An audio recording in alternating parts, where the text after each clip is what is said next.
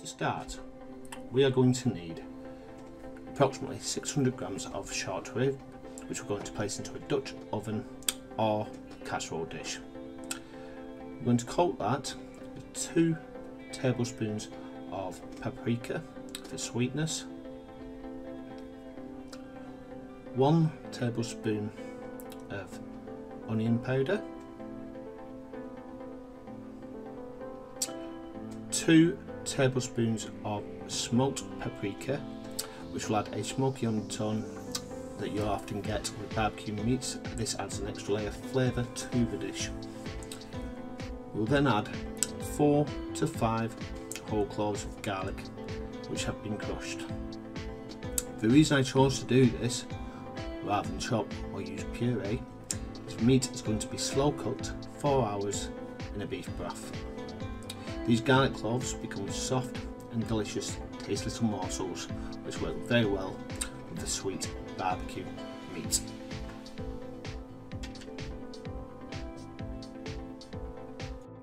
We then rub the spice mixture and the garlic into the meat, making sure it is thoroughly coated before leaving it to rest for at least 2 hours to soak up the flavour of the herbs and spices. Finally, we're going to cover the beef short rib with 1 litre of beef stock before realising how close the camera actually is and needing to wipe the steam off the lens. There we go.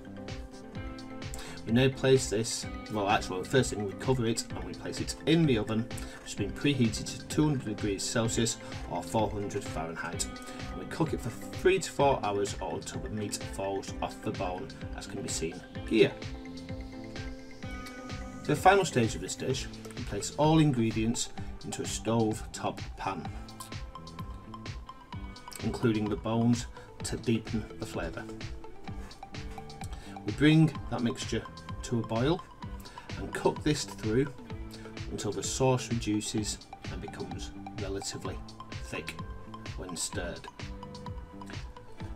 To this mixture we now add 3 tablespoons of tomato ketchup and 3 tablespoons of dark brown sugar. We then mix this together, and unfortunately my clumsy arms hide this final step, but we also add 1 tablespoon each of honey and Dorsetshire sauce. Now Dorsetshire sauce is quite a specific sauce to get hold of. You can substitute this for Worcestershire sauce, or a simple light soy sauce can be used as a replacement. After we've added this, we stir it through once more, and we then simmer this down until the meat literally crumbles at the press of a fork. And now we have our delicious, sweet and sticky short rib.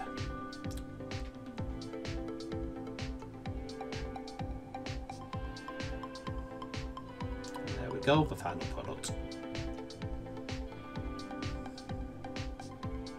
And now on to the mac and cheese. To start with the mac and cheese, we're going to get a pan and a sieve, and then realise that we've done this backwards, and instead we need to get our 3 tomatoes. Now, shock horror, yes, I put tomatoes in my macaroni cheese. My Mrs Faithless, loves tomatoes in her mac and cheese, so we always tend to put these in there. However, they are optional, and it does nothing if you remove them from the recipe. So what we're going to do, we're going to chop these into small chunks, place them in a sieve over a pan, and then we're going to add a pinch of salt to these chopped tomatoes. This will help draw out the juice and also accentuate the sweetness of the tomatoes themselves. Whilst the tomatoes are resting for an hour, we're going to take 250 grams of dry macaroni pasta and cook this till barely al dente in salted water, as you can see here. We're then going to very quickly drain this pasta and toss it straight back into the pan to ensure just a little bit of pasta water remains in the pan. We've also grated 150 grams each of Gruyere cheese, Manchego cheese and cheddar cheese for our cheese sauce mixture. Now, to do the cheese sauce mixture, we're going to melt 75 grams of butter in a pan. Now this is where the battery ran out of the camera, so what we did with this, we added 4 tablespoons of all-purpose plain flour into the melted butter, and we mixed that through and cooked the flour out. Basically when the smell of flour dissipates, we're then ready. I then started to add a mixture of 300 ml of double cream and 600 ml of milk to this flour and butter mixture, making a sort of bechamel sauce.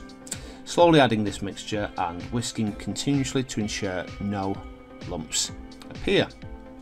And then finally we added salt to season. When we have our desired consistency, we're going to start adding our cheeses. We start with adding 90 grams of cream cheese. I chose Philadelphia because, well, it's a personal favourite of mine. I like the thickness, I like the texture, and I like the flavour. We're going to whisk this into the sauce until it's melted, and then we're going to add approximately half the grated cheese mixture.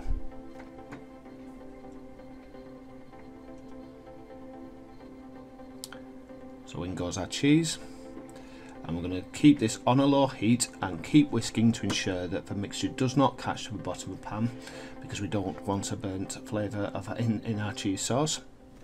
Once that is melted, we can then throw it in to our drained pasta and give that a good mix. The reason we only used half our grated cheese is that we are going to use the remaining half to layer the macaroni cheese like a lasagna. Trust me, this does work. So here we have our macaroni cheese mixture, all ready to be plated up, ready to be baked in the oven. So we're going to get an oven proof dish like so. Now at this stage I split into my mixture into 3 dishes, one for tomatoes, one for a very fussy little girl, and one for me later on. We place a layer of macaroni into the base of the dish alongside some of the grated cheese, like so. We're then going to add the chopped tomatoes, followed by some more of the grated cheese that remains, and then we're going to top that with another layer of macaroni cheese mix before finally coating it with the remaining grated cheese.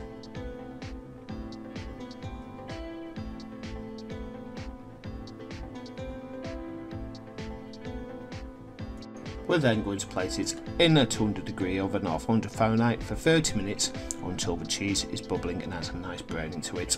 And there we have it, a delicious, thick, rich 4-cheese mac and cheese.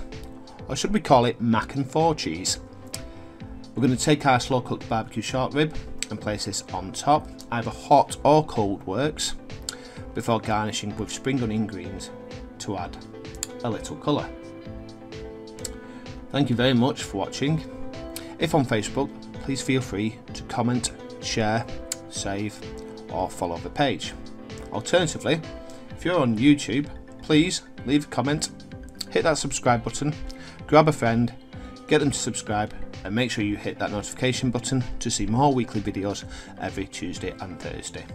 At the end of this video, there will be links to 2 previous videos by myself. Stay healthy, and see you next time.